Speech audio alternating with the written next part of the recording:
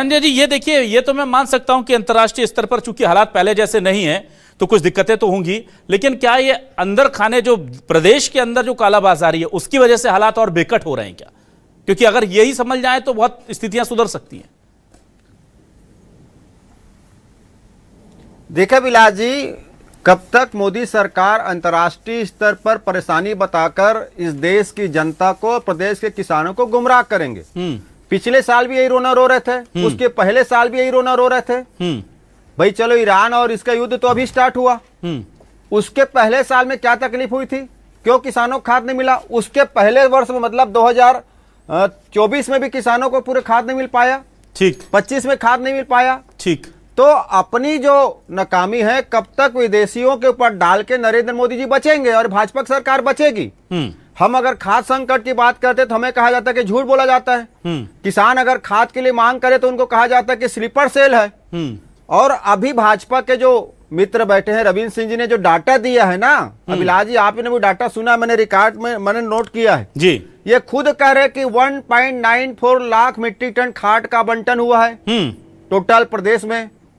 आंकड़ा देखिएगा, 1.94 lakh metric ton खाद का आवंटन हुआ है। और ये भी बता रहे कि 4 लाख मीट्रिक टन खाद डंपिंग है, मतलब समिति में रखी हुई है। तो टोटल देखा जाए तो 6 लाख मीट्रिक टन से कम है। प्रदेश के किसानों को जो आवश्यकता है लगभग 15.55 लाख मीट्रिक टन खाद की आवश्यकता है, जिसमें लगभग 8 लाख टन यूरिया है, लगभग 4 लाख टन डीएपी है। लेकिन वो ये भी तो कह रहे हैं कि हर महीने बढ़ता जा रहा है, स्टॉक दे रही है, जो आंकड़े दे रहे हैं उसमें स्पष्ट हो गया ना धनंजय जी। वो ये भी कह रहे हैं कि हर महीने हमारा स्टॉक रिलीज कर रही है। कितना देर इसमें नहीं अरे मेरी बात तो सुनिए ना, मैं आज की जो परिस्थिति है उस संदर्भ में कांग्रेस पार्टी ने जो बातें कही है उसका तो प्रमाण दे दिए ना। आपने तो 2 लाख मीट्रिक टन खाद भी डिस्ट्रीब्यूट नहीं किया। आप खुद कह रहे कि 33 लाख किसान पंजीकृत है, ठीक है। और जो एग्रोटेक स्टेक में पंजीयन नहीं कराते, जो किसान खुले बाजार में धान बोते, जो रेघा लेकर, अधिया लेकर, या जो ज्यादा खेती वाले हैं, जो सीधा उसमें सहकारी समितियों से संबंधित नहीं है, उनकी तो गिनती हो ही नहीं है इसमें। नहीं, ये तो कह रहे हैं कि तो खाद के पास खाद के लिए एग्रोस्टेक पर पंजीयन कराया ही नहीं इन्होंने। क्या उससे रिलेट करके दे रहे हैं क्या ये? रविंद्र जी क्लियर कीजिए। नहीं, गलत बात है, गलत बात है। इनके मंत्री का बयान था, ऑफिशियली बयान था मंत्री का कि एग्रोटेक स्टेट में जो पंजीयन होगा उसको खाद के लिए टोकन दिया जाएगा।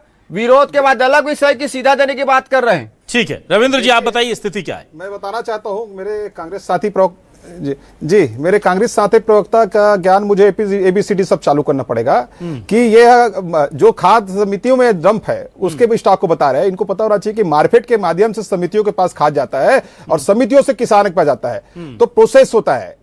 मार्केट स्टॉक रखती है, मार्केट अपना अलग स्टॉक मेंटेन करती है, समितियों को देती है, केंद्र सरकार आवंटन करते हैं, ये सब अलग अलग प्रक्रिया है। कुल मिलाकर अगर खाद की चर्चा करें तो 9,78,000 मीट्रिक टन ज्यादा थी। क्या नए आवंटन आते हैं केंद्र सरकार से? वो नए आवंटन है, वो अलॉटमेंट महीने पर प्राप्त होते हैं और समितियों को हम मार्केट आवंटित करता है, जिस तरह से मार्केट के माध्यम से किसानों तक पहुंचता है। ये एक चेन है, इस चेन को समझना बहुत जरूरी है। 1.94 लाख मीट्रिक टन आवंटन किए ना आपने अभी तक कुल? हर महीने नए आवंटन केंद्र सरकार से राज्य सरकार को प्राप्त होते हैं। इतना ना अभी हमारा वितरण हो चुका है, इतना हमारा इतना हुआ है ना, मतलब 2 लाख मीट्रिक टन से कम। अप्रैल और मई 2 महीने में आपने इतना दिया। आपने बताया कि 4 लाख मीट्रिक टन भंडारण में है, यही बोला ना आपने। मैं तो ये चीज आपको लिखा था, आपने बताया है। आपको बेसिकली समझना पड़ेगा कि 2 लाख करीब मीट्रिक टन खाद, 1.94 लाख मीट्रिक टन खाद का वितरण पूर्ण रूप से किया जा चुका है और ये निरंतर प्रक्रिया चालू है। और ये आपके तो आंकड़े बता रहे हैं कि आपके पास खाद नहीं है। आपको अगर 2 लाख आपने किया तो आपको बोलना चाहिए 12 लाख मीट्रिक टन हमारे पास में है। आप 4 लाख बता रहे हो भाई, जो खुद स्वीकार करो यूरिया और डीपीएस सरकार है। मैं इसीलिए कहता हूं कि इनको एबीसीडी चालू करना पड़ेगा, क्योंकि जो वितरण हो गए हैं, जो वितरण हो गया उसको स्टॉक में सरकार कैसे गिनेगा? वो तो किसानों को प्रदाय हो चुके हैं ना। तो आपने बताया ना, इतना आपने डिस्ट्रीब्यूट किया, बताया ना। ठीक है धनंजय जी, मैं समझ गया आपका सवाल। धनंजय जी का कहना है कि सर, रविंद्र जी, धनंजय जी का कहना है कि जो आपने बांट दिया और जो आपका स्टॉक है वो 6 के आसपास हो रहा है, 6 लाख मीट्रिक टन के आसपास हो रहा है, और वो कह रहे हैं आज की डेट में 15 लाख मीट्रिक टन के आसपास जो है वो डिमांड है। यही कहना चाह रहे हैं धनंजय जी मोटे मोटे तौर पर? आप देखिए जी बिल्कुल यही कहना चाह रहा हूं मैं। ठीक है, देखिए 9 लाख से ज्यादा मीट्रिक टन से खाद हमारे पास था। नए आवंटन लगातार 2 महीने से हमें केंद्र सरकार से प्राप्त हुए, वो भी आवंटन जुड़ता है इस नए खाद की स्टॉक पे। ये भी स्टॉक प्लस होता है। अच्छा रविंद्र जी, उसके बाद मार्केट का भी अपना स्टॉक होता है। चलिए रविंद्र जी, वो तस्वीरें तो कुछ दिनों में हमें दिखने लगेंगी। स्टॉक होता है रविंद्र जी, वो तस्वीरें तो खुद बयान कर देंगी कि स्टॉक जो है वो कितना है। और लेकिन एक जो बड़ी समस्या रविंद्र जी, जो मेरा दर्द है और जो राज्य सरकार के हाथ में, वो ये कि खाद सरकारी दुकानों में आने से पहले ब्लैक मार्केटिंग करने वाले लोगों के पास आ जाती। और आप लोग हर बार कहते हैं कि सख्त एक्शन लेंगे, ये कर देंगे, वो कर देंगे, इस बार ये नहीं होगा, और हर बार वही तस्वीरें सामने आती है। सारी तस्वीरें देख देख करके पीढ़ियां बदल गई। रविंद्र जी, आप तो खुद किसानों से जुड़े हुए नेता हैं, आप बताइए, एक फुल प्रूफ सिस्टम नहीं बना पा रहे हैं आप लोग इतने सालों में, double engine, triple engine, 4 engine की सरकार लेकर के, कि खाद पहले किसानों को सरकारी दुकानों से मिल जाए, वितरण केंद्रों से, उसके बाद प्राइवेट में जाइए, देखिए स्टॉक पड़ा हुआ है भरा भरा, सबको दिखता है, किसानों को दिखता है, विपक्ष को दिखता है, मीडिया को दिखता है, बीजेपी के नेताओं को छोड़कर ये सबको दिखता है। ऐसा क्यों? देखिए, 13,000 से ज्यादा एक मूल्य की दुकानें सरकार ने निर्धारित कर रखी है।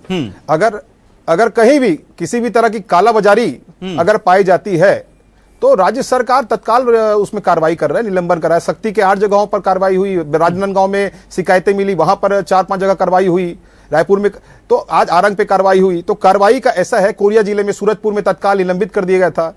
तो इस तरह से केंद्र सरकार, राज्य सरकार किसी भी तरह की कालाबाजारी को यहां पे बढ़ावा नहीं दे रहा है। अगर कोई पारसनाथ जी के पास भी अगर जिस दुकानदार अधिक मूल्य में खाद ले रहे हैं तो राज्य सरकार को जानकारी दे, राज्य सरकार उस पर कार्रवाई करेगी। एक बात बताइए, राज्य सरकार, विष्णुदेव साय जी की आप लोग ये बड़ा वो कर देते हैं कि अगर आपको पता है कि कहीं अपराध हो रहा है तो आप आकर के गवाही दीजिए, सबूत दीजिए, फिर हम कार्रवाई करेंगे। भाई, लॉ एनफोर्समेंट एजेंसी इसीलिए होती है ना, इसी की तो सैलरी लेती है। उड़न दस्ता दल होते हैं आपके कृषि विभाग के विपणन के अधिकारी होते हैं, वो क्या करते हैं आप मुझे बताइए। अगर सब कुछ यही कर लेंगे पारसनाथ जी, तो वो अधिकारी सैलरी किस बात की लेते हैं? उन्हें पता ही नहीं चलता कि सरकारी दुकानों से माल प्राइवेट में चला जाता है। और अगर कोई शिकायत करता है तो आप कहते हैं सबूत ले आओ, लिखित शिकायत दे दो, उनसे दुश्मनी ले लो ताकि उनके ऊपर कल को हमले होने लगे या वो टारगेट पर आ जाए उनके। ये तो बहुत अनप्रैक्टिकल सी बात करते हैं आप। राज्य सरकार को किसी भी तरह की जानकारी कालाबाजारी की होगी तो राज्य सरकार निश्चित ही उस पर कार्रवाई करेगी। अच्छा, किसान मोर्चा के आप प्रवक्ता है, मुझे बताइए रविंद्र सिंह ठाकुर जी, आपसे बड़ा किसानों का कोई नेटवर्क है क्या छत्तीसगढ़ में? ईमानदारी से बताइए, आपसे बड़ा आप बताइए, कांग्रेस का नेटवर्क है या आपका नेटवर्क है बड़ा? आपका नेटवर्क है ना बड़ा। जितना मुझे पता, दुनिया की सबसे बड़ी पार्टी के किसान संगठन होने के नाते दुनिया के सबसे बड़े किसान नेटवर्क से जुड़े हुए हैं आप लोग। और आप ही लोगों को बस पता नहीं चल पाता कि कहां ब्लैक मार्केटिंग हो रही है खाद की, बाकी सबको पता रहता है। किसी बीजेपी के नेता ने पकड़वाया कि अभी हाल में ये जो देखिए जहां निश्चित ही शक्ति में हमारे ही किसान मोर्चा के लोग वहां पे गए थे, जानकारियां दी थी, राजनांदगांव में जानकारी दी थी, जहां जहां में जानकारियां हो रही है हम कार्रवाई करवा रहे हैं और सरकार किसी भी तरह की कालाबाजारी को बढ़ावा नहीं देगी। बीजेपी के किसान संगठन से जुड़े लोग छापे पड़वा रहे हैं क्या? सही बात है ये?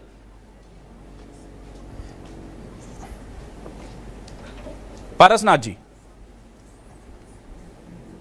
नहीं, ये मैं सहमत नहीं हूं उस बात में, परंतु इस व्यवस्था को सुधारने के लिए, ब्लैक मार्केटिंग को रोकने के लिए अगर समितियों में 80 से 90% खाद अगर दिया जाए तो बहुत हद तक कंट्रोल किया जा सकता है। पिछले साल मंत्री जी ने वादा किया था कि हम पूरा का पूरा समितियों को देंगे, परंतु आज तक उसका पालन नहीं हुआ, बल्कि समितियों का कम करके निजी दुकानदारों को ज्यादा दे दिया गया।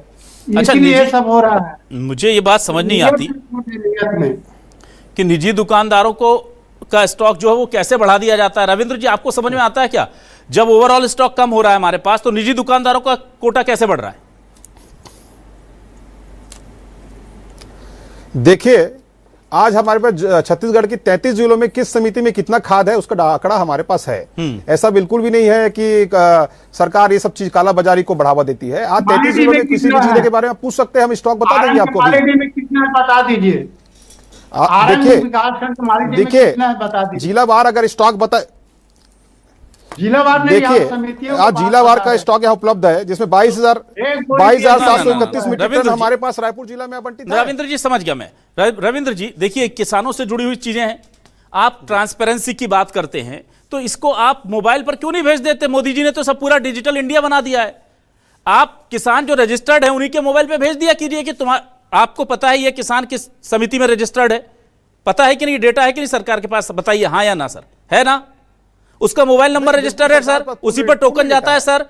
तो वो एक काम कीजिए ना, इनसे हर किसान से 5-5 रुपए ले लीजिए, आप हर किसान से ले लीजिए और कहिए कि हम आपको एसएमएस की सुविधा दे देते हैं, पर डे आपका स्टॉक अपडेट कर देंगे।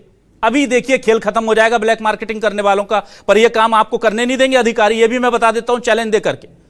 आप ऑनलाइन कर दीजिए ना, पारदर्शिता इतनी है तो पर डे सुबह 9 बजे आपके पास आ जाएगा मैसेज, या 10 बजे आ जाएगा, या 11 बजे आ जाएगा कि भाई आज इतना स्टॉक है, और शाम को खत्म हो जाएगा तो अगले दिन फिर अपडेट कर देंगे। करवा दीजिए ना सर,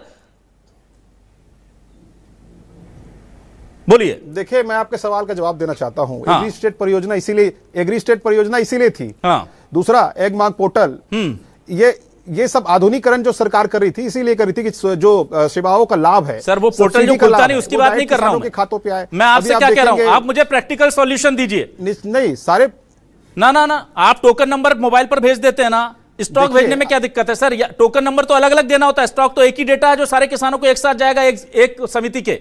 ठीक कह रहा हूं मैं धनंजय जी और पारसनाथ जी? कोई बहुत बड़ी रॉकेट साइंस तो है नहीं।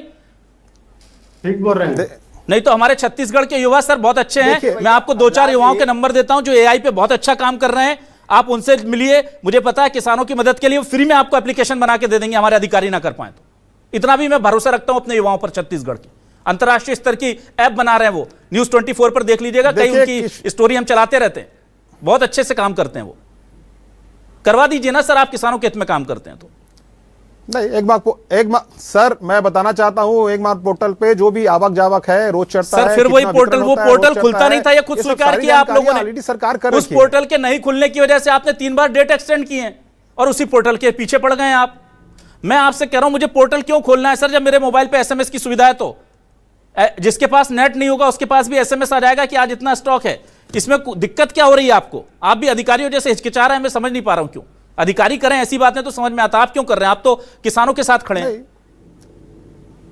नहीं इनको कहा गया ना अभिलाष जी, ट्रेनिंग दिया गया खाद्य सचिव के द्वारा। अच्छा रविंद्र जी, एक किसान हितैषी जनप्रतिनिधि होने के नाते बताइए कि आपको अगर स्टॉक चेक करना है तो आप पोर्टल पर जाएं, लॉगिन करें इंटरनेट हो, और फिर उस पर जाकर के ढूंढें कि मेरी समिति का, उसमें सर्च करें फिर डालें, वो ज्यादा अच्छा है? या रोज मेरे मोबाइल पे एक मैसेज आ जाए, जैसे आप टोकन भेजते हैं या जैसे आप वसूली के लिए नोटिस वो भेज देते हैं बिल के लिए कि भाई आपका इतना % ब्याज हो गया है, या इतना टाइम निकल गया आपने नहीं किया, अभी तक जमा नहीं की अपनी किस्त, वैसे एक एसएमएस डाल दीजिए ना, किसानों का भरोसा, कुछ फायदा हो जाएगा और इससे ब्लैक मार्केटिंग रुक जाएगी। कितना सिंपल सॉल्यूशन दे रहा हूं सर, अगर ईमानदारी से आपकी नीयत सही है तो। इससे ज्यादा सिंपल सॉल्यूशन क्या होगा? देखिए भारतीय जनता पार्टी की सरकार हमेशा सकारात्मक सुझावों को लेती है, और ये राष्ट्रीय मंच पर अगर आप सुझाव दे रहे हैं तो निश्चित ये सरकार तक पहुंचेगी। अगर कुछ कमियां हैं तो सरकार जरूर उसको मैं चाहता हूं सर कि देखिए आप लोग जो कहते हैं उसको, भारतीय जनता पार्टी के राष्ट्र प्रथम के नारे के साथ हम लोग काम करते हैं। ठीक है, मैं बिल्कुल उम्मीद करता हूं राष्ट्र प्रथम के, राष्ट्र के लिए जो भी हित में होगा बिल्कुल भारतीय जनता पार्टी सरकार करेगी। बिल्कुल उम्मीद करूंगा। देखिए ये बीजेपी का ही फायदा हुआ और ये किसान बहुत खुश होंगे ये देख करके, और ये सारा क्रेडिट आपकी सरकार को मिलेगा कि भाई देखिए कितना ट्रांसपेरेंट सिस्टम कर दिया। क्योंकि अगर वहां पर समिति प्रबंधक बोलेगा कि मेरे पास खाद नहीं है, तो वो जाके बताएंगे कि भाई देखिए 6 क्विंटल पड़ी है अभी तुम्हारे पास खाद, मैं तो 1 ही बोरी मांग रहा हूं, तो उनका भी फायदा हो जाएगा, ब्लैक मार्केटिंग वैसे ही रुक जाएगी सर। पर रविंद्र जी मैं आपको चुनौती देता हूं कि आपकी मंशा अच्छी हो सकती है, सरकार की नीयत भी मान लेता हूं अच्छी होगी, अधिकारी नहीं करने देंगे सर आपको, और अगर आप कर पाए तो विशेष तौर पर फोन करके मैं आपको धन्यवाद दूंगा। बहुत शुक्रिया करता हूं मैं रविंद्र सिंह ठाकुर जी का, धनंजय ठाकुर जी का और पारसनाथ साहू जी का हमारे साथ जुड़ने के लिए, इस डिबेट का हिस्सा बनने के लिए। तमाम अधिकारियों का शुक्रिया। नमस्कार।